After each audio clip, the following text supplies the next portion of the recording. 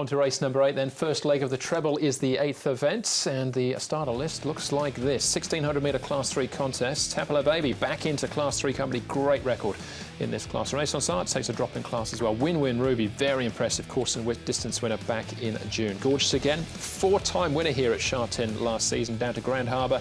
Eddie Line the saddle, likely to roll forward, I think. I would have thought so, Andrew, yes. Here's the speed map. Grand Harbour looks the noted leader. Sergeant Titanium can be close, and White Magic you would think also from the good barrier draw, but they should set into their order pretty quickly.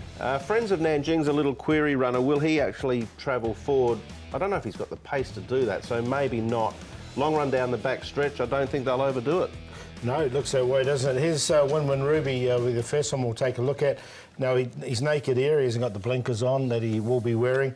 He's dropped 17 pounds. Looks good for it. I think he's going well. Jack Purden jumping it back aboard him. So expect a big run from Win-Win Ruby. He looks ready to go from his barrier number 3. For instance, Nanjing, now, he didn't really live up to expectations last season, but I didn't mind his work this season, so I don't know if he just had a bit of an off. Tell me he's coming good, Paul. I've been waiting for so long. I think he is. I think he is. I wouldn't give up on him, Brett. I know you like him, you've liked him before, but he's definitely one that's coming good. I could move him out of the fridge and put others in, but I've been very loyal to him. He's next to the cheese. Sitting at the back somewhere. Another million here in the quartet and first four merged jackpot. So again, well worth having a crack at race number 8 as far as that exotic is concerned. Let's try and narrow it down for you. And we'll start off with Amazing Agility. Good run from him, and almost a forgive and look past this from Win-Win Ruby. Yes, I think that's a fair point. I'm going to throw Amazing Agility in because I thought this was quite an encouraging run. He is a horse that doesn't mind a little bit of cushion in the ground. He got that here. He's probably not going to get that on Sunday, but he has got a turn of acceleration. And Win-Win Ruby, prior to this, was very impressive, but I don't know whether the track actually went against him this day, Paul. I think he did. Yeah, I don't. He couldn't really get his feet going, and I think he looked a bit at sea on the track. So I'm going to overlook it because the blinkers went on the start before. Yeah, and he won so impressively.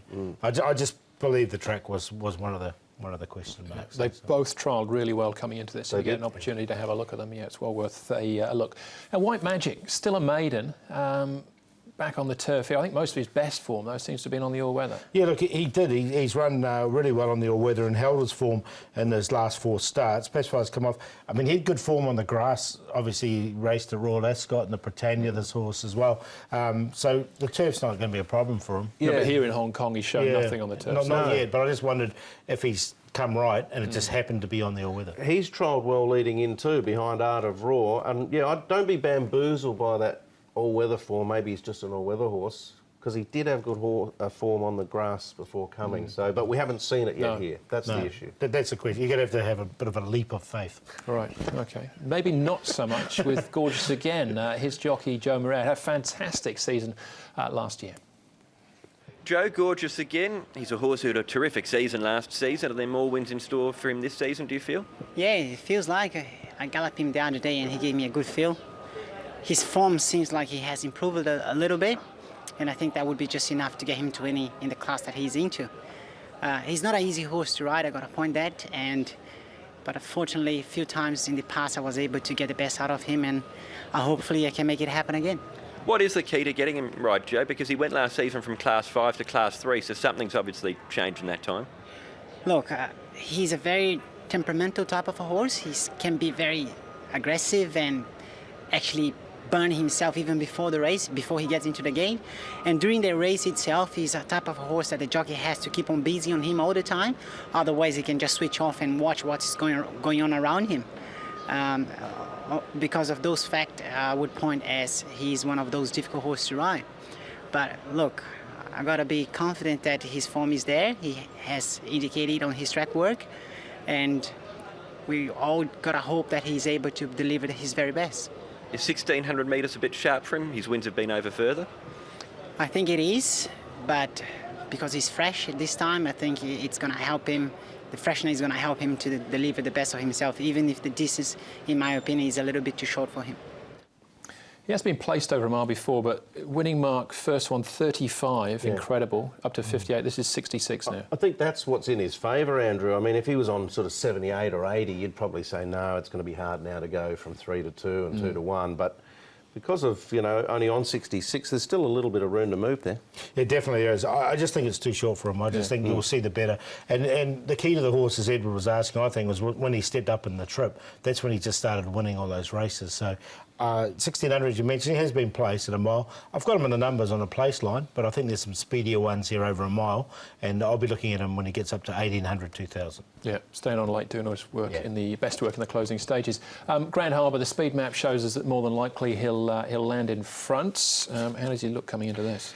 Well, he's a difficult horse to get past when he does land in front. Generally, you know, he's quite competitive and shows a fair bit of intestinal fortitude. He's only had the one win from 25 in the class, so he's generally a little bit better down in 4 on a win line perspective, but he might get an uncontested lead. This is a solid enough trial from him.